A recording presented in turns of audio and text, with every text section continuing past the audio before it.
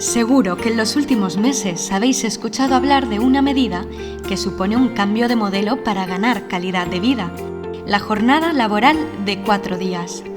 Y para continuar aprendiendo sobre ella, desde Labora organizamos en mayo de 2022 en Valencia la Cumbre Internacional de la Semana de 4 días, donde escuchamos a líderes políticos, sociales y empresariales de todo el mundo debatir sobre esta revolución.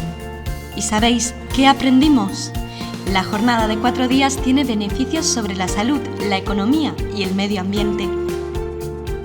Trabajar un día menos a la semana implica más tiempo para pasar en familia, descansar, atender asuntos personales y cuidar nuestra salud mental. También supone menos desplazamientos, menos emisiones, más tiempo para poder comprar en comercios locales y favorecer un ecosistema social más sostenible. Pero trabajar 4 días arruinará la economía. ¡Mentira!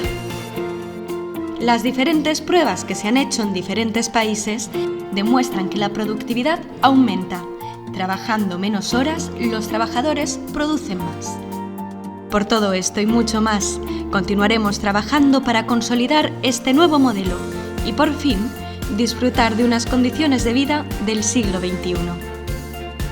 Labora, Servei Valencià d'Ocupació i Formació, Generalitat Valenciana, tots a una veu.